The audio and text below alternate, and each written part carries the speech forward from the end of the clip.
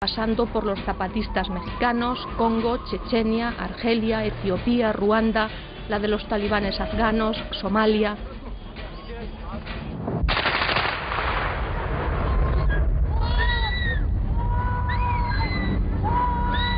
Pero la que iba a tener en vilo a todo el mundo de 1992 a 1996 fue la Guerra de Bosnia, la más cruenta en Europa desde la Segunda Guerra Mundial.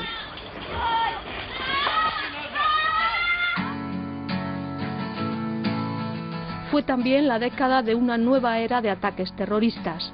En 1993 en el World Trade Center de Nueva York, en 1994 contra el Centro Judío de Buenos Aires, en 1995 Oklahoma City, en 1996 el atentado del IRA en Manchester, en 1998 Bin Laden dejaba su sello en las embajadas norteamericanas de Kenia y Tanzania. Nelson Mandela fue liberado en 1990 para convertirse 4 años después en presidente de Sudáfrica, la patria del apartheid.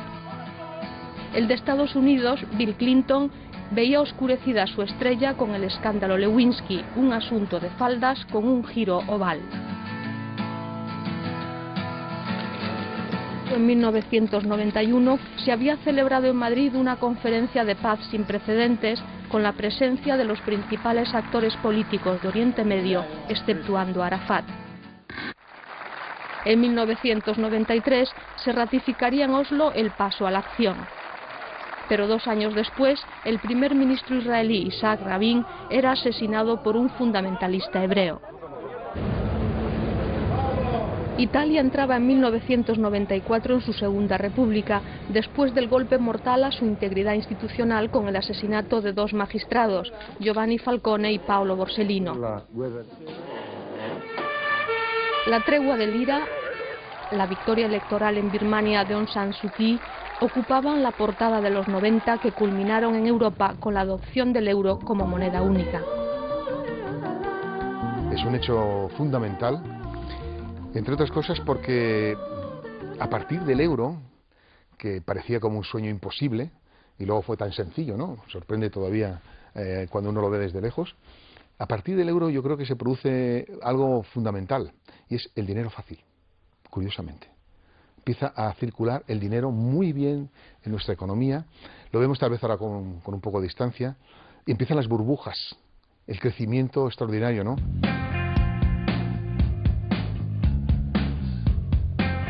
Teléfonos móviles, DVDs, CD-ROMs, primer ordenador Apple, canales de información 24 horas revolucionaron nuestras vidas. Las películas más vistas fueron Titanic, El paciente inglés o El silencio de los corderos. En la televisión se seguía Friends y se escuchaba a las Spice Girls o a Nirvana.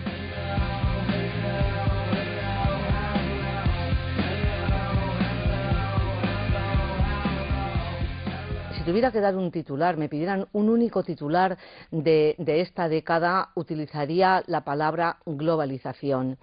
Es la década en la que todos visualizamos la globalización, y globalización en un sentido muy amplio. La política, de alguna manera, es sustituida por la economía, pero es que a su vez la economía también en parte es reemplazada por las grandes compañías transnacionales, por las grandes corporaciones y por los sistemas financieros y especulativos. Y esto es algo que nos sorprende y nos desborda a todos. El ataque contra las Torres Gemelas el 11 de septiembre de 2001 reeditó el infierno de Dante en el siglo XXI y el mundo no volvería a ser el mismo. El presidente George Bush, hijo del otro George Bush, primero bombardeó Afganistán, donde se hallaban Bin Laden y los autores intelectuales de los ataques suicidas. Después invadió Irak. How do you feel today? I feel great. El primer ministro serbio, Zoran Djindjic, es asesinado en Belgrado.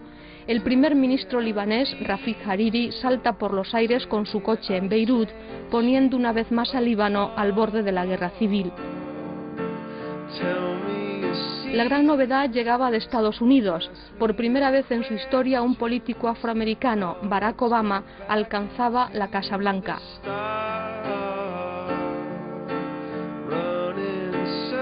La década de Google y Facebook, de los teléfonos, tablets, reproductores musicales, es también la de los empleados que se quedan sin trabajo. De los locos años 90 se ha pasado a la pesadilla de la crisis económica global. Avatar o Harry Potter ponían la fantasía a un mundo hambriento de sueños. Robbie Williams, George Michael o Tom Waits, la música a movimientos de indignados globales que han ocupado desde Wall Street hasta Tahrir Square, arrasando a su paso con el pasado. Resistir es crear. Stefan Hessel escribió un opúsculo de 32 páginas con un mensaje: indignaos. Julian Assange, un hacker de altos vuelos, orquestaba la mayor filtración de documentos oficiales de la historia, Wikileaks. Las protestas globales han cuajado en las primaveras árabes, auténtico ciclón de cambio en Túnez, Libia, Egipto, Yemen. Falta por ver si el camino que han emprendido es más democrático.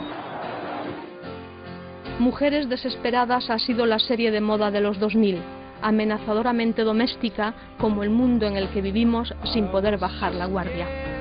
Yo veo que el mundo después de 40 años, los ejes fundamentales siguen siendo los mismos. Hombre, han cambiado, que ahora vamos de otra manera. Yo antes tenía unos pelos larguísimos cuando empezó este programa y una barba luenga. Hoy lo tengo blanca y el pelo más corto. Pero en esencia yo sigo siendo el mismo, con 40 años más. Un cambio radical, como periodista. Como persona también, porque yo creo que estuve con gente que me enriqueció mucho. Pedro Urquicia me enseñó mucho técnicamente de cómo hacer un reportaje, su concepción de que los reportajes deberían ser como un combate de boxeo. Pero luego, personalmente, pues personas como Ana Cristina Navarro, como Cari Perals, mucha gente, a mí me influyó. Antonio Gasset me influyó personalmente y me cambió personalmente. Y luego porque la carrera posterior que yo hice en esta casa fue motivada por el informe semanal. Muchísimo, ha cambiado muchísimo. Y desde luego el acontecimiento del 11 de septiembre me parece determinante. Y en nuestro país, de esa época, me gustaría recordar la sublevación popular contra ETA.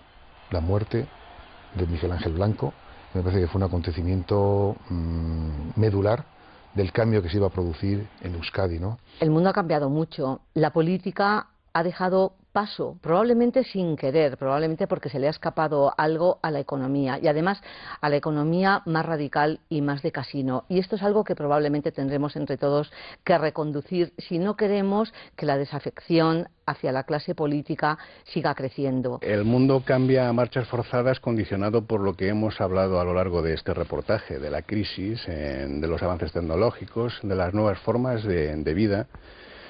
Pero yo creo que el mundo es cíclico, es decir, cada X tiempo se reproducen determinadas circunstancias que nos llevan a revivir la historia en un presente distinto, en un tiempo distinto, ¿no?